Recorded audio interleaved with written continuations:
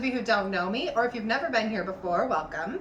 My name's Rachel. I'm the owner and creator here at the Eclectic Cottage in Spokane, Washington. Happy Friday. Hope your week is going well for you. Today we have part 2 of the Hutch transformation for the bottom portion of the little hutch that I've been working on, and I'm happy to say it's finally done. I'm really excited to show it to you. I think it turned out really well. I learned a lot as I went. Couple things. One, I would not, if I was going to do a blending technique, I would definitely not let the paint dry for a full 24 hours before I went back to it. I would definitely try and get it done a little faster. And number 2, I don't know going forward if I would ever try and blend milk paint and chalk paint together again. They blend all right, but the consistencies of the two is just a little different. The milk paint is a little runnier than chalk, and so it's just kind of hard to get the milk paint to stay where I needed it to stay, and the chalk paint to blend out into it without becoming too watery. So I think I made it a little harder on myself than it needed to be, but I'm really happy with the result. I just had to have patience and just keep plugging along and work at it, and I finally did get it done, and I'm really happy with how it looks, thankfully. So but it was definitely a bit of a learning curve. And then for the waxing, I definitely recommend, like I do in this video, if you're going to be using a dark wax or a black wax, to go over your piece first with clear, wipe that back, and then start your dark wax process, because it makes it so much easier to work with your dark wax or your black wax. I don't worry about it so much when I'm using white wax, but with the darker colors, definitely. And you'll kind of see in the video that my wax looks a little runny, and that is because I always have mineral spirits on hand. Wax is pretty thick and mineral spirits will cut it. And I tend to dip my brush in the mineral spirits, take up the wax, and wax it on so it's a little bit thinner than just glopping on the heavy wax by itself. And a couple reasons I do that: number 1, it's a lot easier to wipe it back, and number 2, it doesn't leave any streaks. So it just goes on and off pretty darn easily. So if you don't like that look, you definitely don't have to do what I do, but that's just what I do when I wax a piece. I like to have mineral spirits on hand. I actually store my brushes in mineral spirits, so I always have them with me when I'm waxing. Anyway, that is about it. I didn't talk a lot during this video. I just wanted you to be able to kind of see what I did and the process. I hope you enjoy it, and if you do like the video, please remember to give it a thumbs up. I really appreciate that.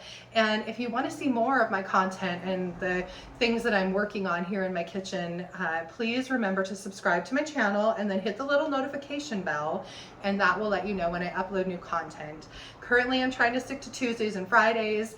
Right now, I'm a little off my normal schedule. Normally, I do my junk runs on Friday, but with spring and summer coming and different things going on, we're not necessarily always going to be able to go out on a junk run on Sunday, so I will have to figure out something else to show you. So for today, obviously, we're doing part 2 of the Hutch makeover. I'm really not sure what Tuesday's video is going to look like yet, so we'll see. But I hope you'll subscribe and stick with me for that, and we'll see what I come up with. Anyway, without further ado, let's get to the transformation of that little hutch. So today is sanding and blending day. I'm really excited to get started. So this is kind of what I'm going to be sanding off, are these little specks that sometimes get left behind by the milk paint. And it's not very hard to get them off. I just use a 220 grit sandpaper and just go over this really lightly by hand, and then it should be ready to get started on the doors. So I'm super excited. I'm ready to see if I can do this whole blending thing. So we'll see how things go.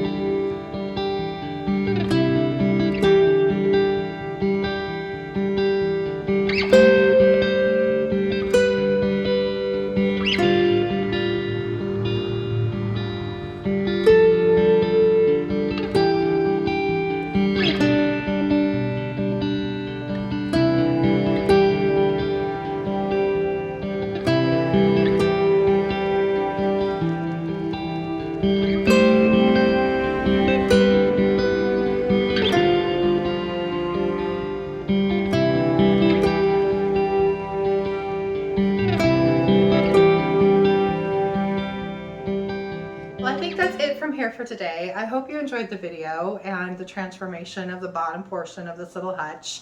I know it definitely gave me a run for my money, but I'm really happy with how it came out. So now on to the top portion. So that will probably be in a video sometime in the future. I can't promise you when, it depends on how it goes, but hopefully soon. In the meantime, I'm not really sure what I'm going to put out there for Tuesday's video. I might actually work on some small projects today and try and get some more stuff done and out of my kitchen. So we'll see, that might be on your video. And then tomorrow we're actually going to be putting up a little greenhouse that I bought to put out in the nursery, and I might take some video of that and show you that. So we'll just have to wait and see. But I hope you'll tune in on Tuesday and see what I have for you. So it should be fun no matter what. Anyway, thank you so much for being here and for watching, and I hope you have a great weekend, and I'll see you Tuesday. Bye.